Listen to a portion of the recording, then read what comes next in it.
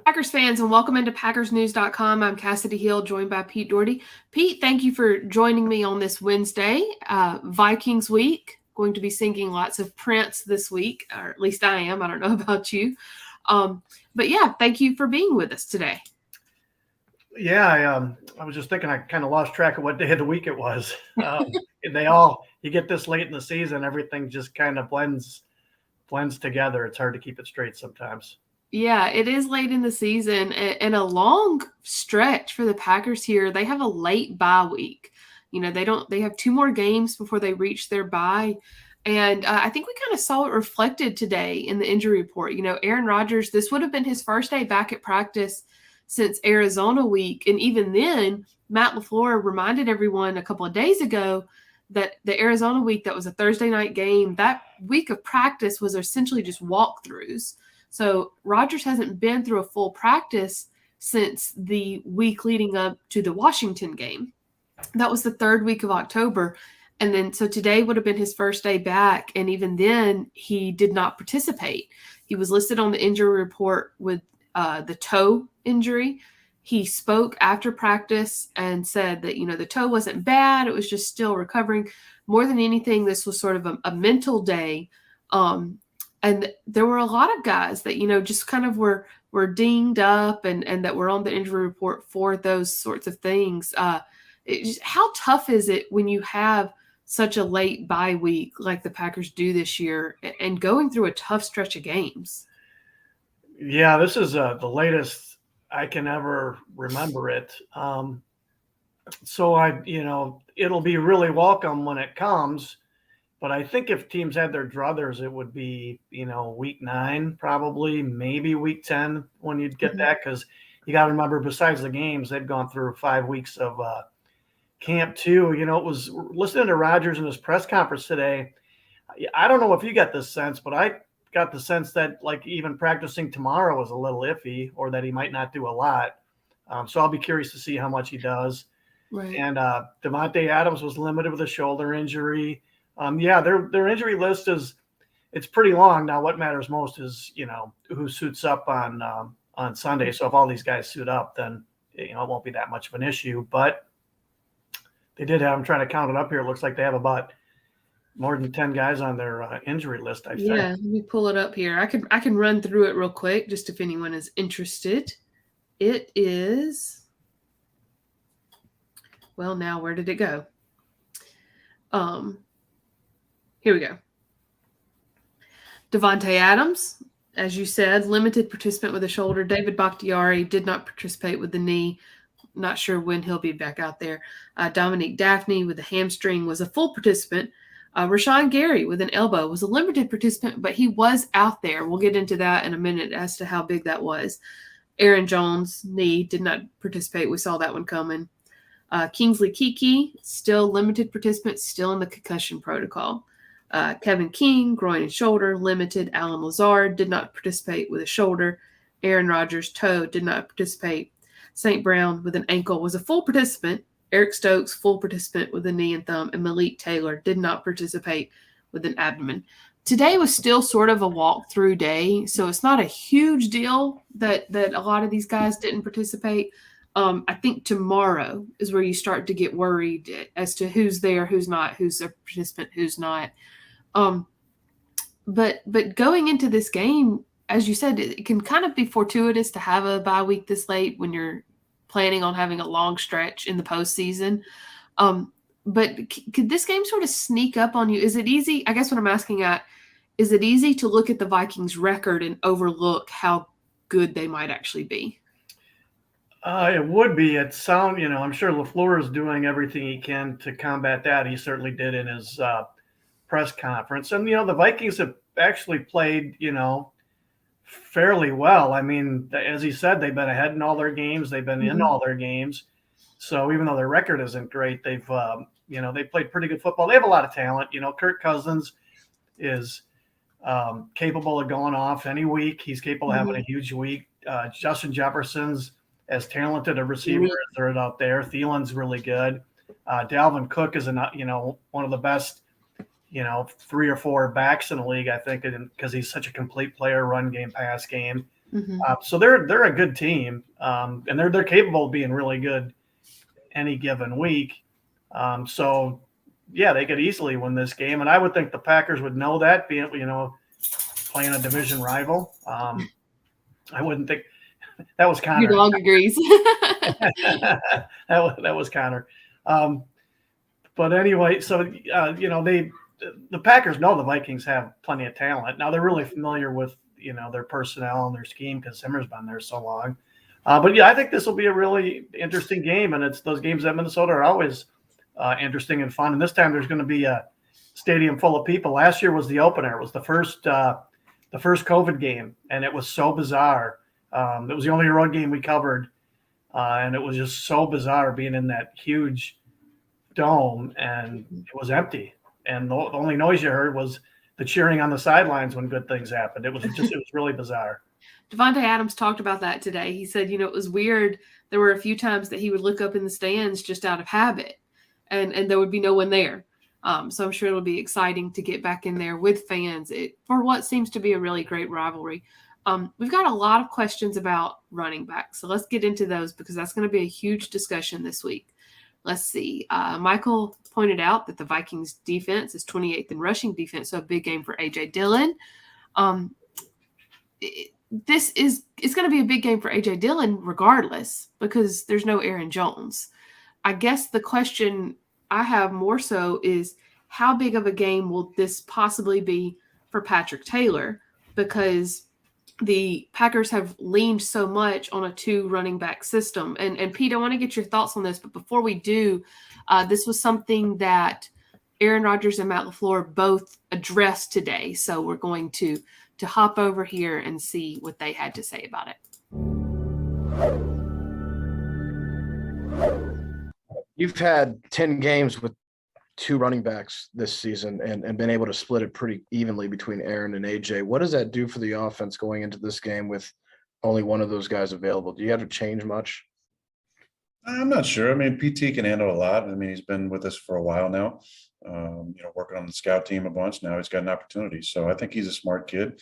We didn't worry about anything, throwing him in there late in the game, giving him a couple carries. I mean, he's a tough, hard runner, a good one cut back. I think he can do a lot in the passing game. I mean, I've been watching him and J-Lo on the look team all season. He makes a lot of plays out of the backfield, and he's got good hands, good route runner. So I think it's a great opportunity for him. Probably won't change a whole lot. Maybe a couple more carries for AJ, being the lead back now. But no, I expect PT to get plenty of playing time and to play well. Just every game's different in terms of our game plan, how we want to go into it. You will see Patrick Taylor is got to be ready to go.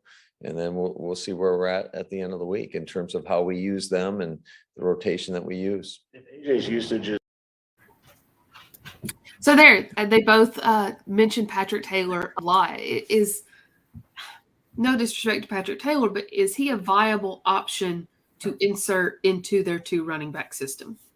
Sure. I mean, I don't think it'll be a 50-50, 60-40 split like it is when Jones is around. But 80-20, 75-25, maybe 70-30, I could see that. They're not going to want Dillon out there all the time, I wouldn't think, because they, the last thing they need is that guy getting hurt too. And, injuries are so prevalent with running backs in this league. And like Roger said, Taylor's been with this team for 2 years. Now, he missed most of his rookie year, but because he was hurt when they signed him. As an undrafted rookie, and so I can't remember how much he practiced that rookie year, but it wasn't a lot. But he's been practicing, every day this season, and he was a good, solid dual threat running back at Memphis. I think he had 60-some catches in his career. So they're going to have to put him out there. This happens in this league all the time, where these guys in the practice squad come up and they got to play. I mean, they're part of the team. That's why they're there. So I think they can get him out there for at least a quarter of the snaps, and they should be okay. Dillon will play more than usual, and the Vikings will have to deal with a 247-pound halfback bowling ball for a lot of snaps. Yeah, with apparently incredible speed. Yeah, he ran really well, and he looked pretty nifty, all things considered, on that screen pass the other night. Right. But, this is one of the several really good reasons for drafting him in the second round. If they were convinced that he was a good back, which he's turned out to be, you need depth. You need quality depth at that position, especially in Matt LaFleur's offense. Speaking, I guess in that same vein, one of the questions here from Michael is, do you see the Packers going after Le'Veon Bell? Would that, if that happens, would that be more a case of going after a name versus what's still left in the tank? If that makes sense. Yeah, I don't see that happening, just primarily because, it looks like Jones's injury is only a week or two injury. Mhm. And so to bring a guy in who doesn't know the offense, even though, Bell has got a complete skill set, he's not the player, obviously not the player he was a few years ago. But Taylor's been working in their offense. He had all the offseason work too, so he knows the scheme. So I think they're better off with a guy like that who knows what he's doing, rather than, even though Bell is a veteran, bringing in a guy who doesn't know their offense. If it was if Jones's injury was for the season, that would change things. They'd have to bring somebody in, but short of that, I mean, if he's only going to miss a week or two, which is what it sounds like, I have trouble seeing them bringing Le'Veon Bell in. They didn't put him on the IR. It was simply just injury report day to day. It sounds like it's going to be, it's not ideal, but it's not detrimental.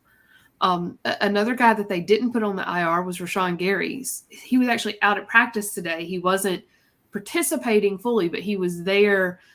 Just how encouraging is that to think you might not lose him, especially as you're getting into the end of your season fighting for a playoff spot? Yeah, I would think that's a good sign. And he's been one of their better defensive players. He's really been making an impact as a pass rusher, and he's even improved from the start of the season to now. So the arrow was pointing up with him. So I would think it's a good sign he was out there, and that they're probably, planning or hoping that they can just wrap that thing up to protect it and have him go out there playing, I don't know, one-armed, one and a half armed, whatever you might want to call it. I remember Reggie White doing that in the 90s, and he played great. Now, Reggie White was a freakish football player who was ridiculously strong and talented and all that. So I don't know that we can expect him to play as well as Reggie White did that season when he had the hyperextended elbow. But, he's one of their best defensive guys. They need him. Right. Rashawn Gary, I mean. Guys always seem to play better for whatever reason when they have that cast on. Maybe it's just knowing that they're limited and making up for it in other ways. Like when you lose one of your senses, the other ones are heightened. Maybe that. And when guys are, sometimes when they're sick, they play really well too. Yeah. And game. with his arm wrapped up, maybe he'll kind of use it as a weapon. Who knows? Exactly. Just woo, knock somebody out just like that. Is your elbow wrapped up too? It's about to be. I just hit my hand on that table. Let's see. We had another question here about bringing someone in. Where did it go? Here we go. Lions just released Jermaine Allison. Is there any way we can sign him once he clears waivers? Do you need him? I mean, I know OBJ was a big name, but that was more of what you're getting. With this seems like you would just be signing someone to fill a spot. And do you need a spot filled in that unit anymore? Allison was with the Packers for, what was it, probably like 2.5 seasons, I think, a couple of years ago. Now I'm forgetting whether he was ever here when LaFleur was here. They might have cut him LaFleur's first year. So I don't know that how well he'd know I'd have to go back and look that up. Sorry, I just don't remember off the top of my head. Unexcusable. Yeah, I know. my memory's gotten even worse than it used to be. So I don't see a huge need there. I'm not sure if you do, Kassidy, but I kind of agree with what you said, that would probably be just adding a body, rather than guys who have been with the team all season. So I can't say that that jumps out at me as a move they would make. Right. I mean, like I said, signing OBJ, I get it because of what you're getting there, depth-wise, talent-wise. It's easy to see he might still have a lot left to give a team. I don't know if this would be worth it because you would end up having to cut somebody or move somebody, and I just don't know if the payoff would be worth it. Yeah, Especially now that you've got MVS back, you've got everybody back. yeah, and I'm really curious to still see how things work out with Beckham. Just reading some things after the game Monday. That I think it was Aikman saying that he thought Stafford probably felt pressure to get Beckham the ball. Yeah, And but this stuff like this can end up. It looks like a great move on paper, and it could end up not working very well. I think they're going to end up needing him though because they lost Woods for the year. So right, that should take care of some of those issues because Woods otherwise would have gotten a ton of targets. and not that this matters in the grand scheme of the Packers. This is just my opinion. I usually am pretty on par with what Troy Aikman is saying. I thought that was a little like out of left field because he was not even on the field for that many snaps. He had 3 targets, 2 catches, 3 targets. And then he wasn't even on the field for a ton of snaps. I think he was on the field for like 15 offensive snaps. He wasn't on the field any in the red zone because he didn't know the red zone playbook yet. Saying that Stafford felt like pressure to get him the ball, what was he going to do? Throw it to him on the sidelines? Like he wasn't on the field enough in my opinion, for that to have been an issue. But I wonder if he was talking about that scramble play where he just chucked it down there early in the game, and that just struck me more as he just, saw a guy down there and just said, right. "Well, I'm just going to let it rip." But I am really curious to see how this works. If Beckham ends up helping him, or if it's just or even worse than it'll be really interesting to see. Yeah, and I want to see what it looks like in 3 weeks because, like we said, you got to give it till January. Yeah, he doesn't know the playbook right now. They were putting him out there the other night, basically pure on his athleticism, just to see what he could do. And it even mentioned this. We're getting so off track now, but I heard the announcers even mention, it was bothering McVay because they like to go no huddle and go straight to the line, and they were having to huddle to give OBJ the plays because he didn't know the calls. So anyways, thought that was interesting. This is a good question. Do you think we will see Z play again this season for the Packers? I do. I think everything. You sound a lot more confident than Matt LaFleur. Everything I'd heard through the grapevine was, in the last 6 weeks or so, was that they were thinking if everything went on schedule, mid-December was a real possibility. Mm-hmm. And so unless he's had, setback and just recently, I think there's a real chance. I think they're always going to be cautious about talking about stuff like this because you don't want to say, yeah, he's going to be back. And then, if he's not back, everybody says, well, why? What happened? What went wrong? I think they just reveal as little information about that as necessary. Because I even saw there's one of the questions about Bakhtiari. To say, I'm glad you said that because this was going to be the next one.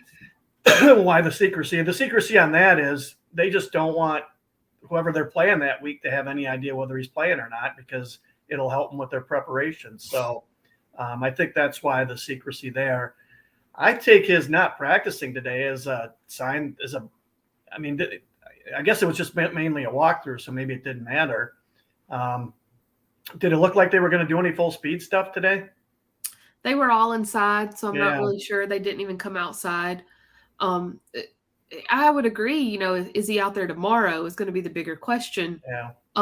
But he was out there at the beginning of last week and then not there by Friday, which makes me think there was a setback. So. If he's not a full participant tomorrow, if he's just limited, I would think his chances of playing this weekend aren't very good. I would think he's got to get at least 2, and I'm still thinking 3 full participant practices in before he plays that week. Now, the thing is on Wednesday for the rest of the year, most of their Wednesdays could end up looking like today. That's how LaFleur did it his first 2 years, especially with the way that his team's health has been. He calls them neck up days, where it's just all mental work and walkthroughs on the field. So maybe if that's the case, it would still be Thursday and Friday. But I would think he would need to be a full participant Thursday and Friday to play on Sunday. I saw a couple of questions in here along the same line, so I'm just going to share it myself. Now that they are down a running back, do you think that they do you think Matt LaFleur switches up some of what he wants to do and uses Amari Rodgers more with like jet motion? I've been waiting for that all season, so I don't know, because they've hardly done any of it. But that would make a lot of sense, wouldn't it? And That's what he was used at Clemson. Yeah, and he's built like a running back. That's what they drafted him for, was for, jet sweep, bubble screen, and they've hardly done any of it. Now, he hasn't played very much. But yeah, I would think that's a possibility, but I also thought it was a possibility 3 weeks ago, even with both backs healthy. And I think it should be noted, and I'm not, let me be careful how I word this, because I don't want it to seem like I'm saying this is how they feel about Amari Rodgers. But when you put a player in that position as sort of that X factor, not necessarily the X receiver, but that X factor where you're using them in jet motion and you're basically getting them in space and letting them work, that requires an incredible amount of trust to know that they're going to make the right move in the open field, because that's not just a route. That's getting them the ball and then letting them work. And if you don't trust that they're going to make the right move and that they might, because it's very, very easy to lose yardage on those plays if you don't do it right. If he's still a young guy, they may just not trust him yet. I have to assume that that's a big part of this, because when the season started, I would have guessed by this point in the year, he's playing at least 20 snaps a game. And I didn't look at a snap count last week, but I doubt it was there. And he's hardly played. So I think, there's something that's just that they don't trust there yet. I think that's probably the exact right word. Yeah. A couple of final questions. This is a fun one from Larry. Do you think the defense can pitch a shutout again? I see. Hard on the road. I see zero chance of that happening, Larry. With the Vikings, just have too much talent on offense. Now watch them shut them out. But I would think that would be highly unlikely. Anything under 22 points, I think, would be a really good performance. Amos is going to break up the only touchdown in the end zone and then turn and point to you in the press box. Yeah. Like I told you, Pete. Yeah, which I know. Randomly sends us to this last question. I thought this was just fun. Where do you two get to sit together? I'm on the bench right next to Matt LaFleur telling him what to call. Mike, where are you, Pete? I'm in the press box next to you, as a matter of fact. Well, you sold me out. I did. No, yes. We're at Lambeau. We're at about what do you think, about the 40-yard line, maybe? Somewhere there. We're at the top level. 40-ish. But the 40-yard line. So it's still one of the best press box seats in the league. The old Metrodome was great because you were pretty close to midfield and you were only about half to 2/3 of the way up the stadium. So you were closer to the field than any other press box that I've been in the NFL. Yeah. This new one's not good at all. We're back in the back corner of the end zone. So it's a really bad view of the field. Yeah, so that's because I know that this was this is probably only going to matter to people like you and me who are there. But the new thing in NFL stadiums is to put the press box in the corner of the end zone. Oh, yeah. They're not going to give up the prime real estate midfield to reporters when they can sell those luxury boxes for, tens of thousands of dollars, hundreds of thousands of dollars. Yeah, exactly. I mean, they're nice. They're really, really nice. They're just not a great point of view. I'll say this. I'll give a shout out. I've been in a lot of press boxes at college and NFL level. The absolute hands down best press box I've ever been in is the LSU stadium. It is perfect level. It's halfway up, so you're not too high up. You're in the middle of the fans. They can close the windows or they can open the windows. That's a real old stadium, right? Do what? That's a really old stadium? Ish. I mean, it's had a lot of updates. The press box is really, really updated. Like it's top of the line, and you get good Cajun food when you're in there. Yeah, and those with the renovated stadiums, I'm trying to, because almost all the stadiums they do in the NFL, they're new. This press box at LSU was updated like 2 or 3 years ago. Yeah, so that's probably why they haven't changed the configuration. So that's probably why the press is still where it was. If they built a new stadium down there, I guarantee you that seating arrangement would change. Okay, last one. This is not necessarily a question, just a comment. Top 5 defense for the year will help postseason. I actually saw a graphic yesterday that had where the Packers defense ranked in the 3 most important categories, and they were 1, 2, and 3. So they're top 3 in everything that matters. Yeah, so I know in scoring they were third. So I learned this from Dom Capers, and I think he was right on the money on this. The more I've looked at it, scoring is the most important thing. That's putting points on the board or not giving up points. So ranking high in points is huge. And he always thought defensive passer rating was really big. And I haven't looked at where they are defensive passer rating right now. I know they're third in points allowed per game. And I'll bet their defensive passer rating is really high too, especially after Wilson only had like a 39 or something. It was really low. Oh God, it was horrible. Yeah. And I honestly didn't even know you could, how like they say you get at least a 21 on the ACT if you put your name on the paper? Wilson's passer rating made me think like, oh, that's what you get for just showing up. Is that how I scored a 21 on the ACT? Do what? Just by putting my name on the ACT? Is that how I got that 21 that I got? Yeah. It's like there's some levels, or maybe it's a 19. Like you get a 19 just by showing up and putting your name on the paper. Yeah, it's really hard to get a 0.00 passer rating. It's pretty tough to do. Let's see. Right now, they're for the overall season, they're 17th in points scored. I think maybe the graphic I saw was like the past 3 or 4 games, which has been a tough stretch. I mean, Kyler Murray, Patrick Mahomes. So are you looking at their offense or defense? Because I think on points allowed, I thought I saw that they were third. Points scored. You're right. I was looking at the wrong one. Points allowed, they're 4th for the whole season. Yeah, and if you go by average per game, because one of the teams ahead of them has played, whoever's right ahead of them has played one fewer game. And so if you go by average points per game, I'm pretty sure they're third, which is, I mean, that's plenty good enough. The question is, can they keep playing at this level? That's the challenge. And there's still a half season to go. There's a lot of football to go. Yeah. Yeah. And again, in my opinion, they've got through their tough stretch. This next stretch should be pretty manageable and easier to navigate, especially for the defense. I mean, Kirk Cousins is probably, let's think of Matt Stafford. So let's think of who they have left. The Vikings, the Rams. They got Jackson and Baltimore. That'll be tough. Yeah. But they got the Bears. More on the ground. Browns, yeah. So, I mean, there's.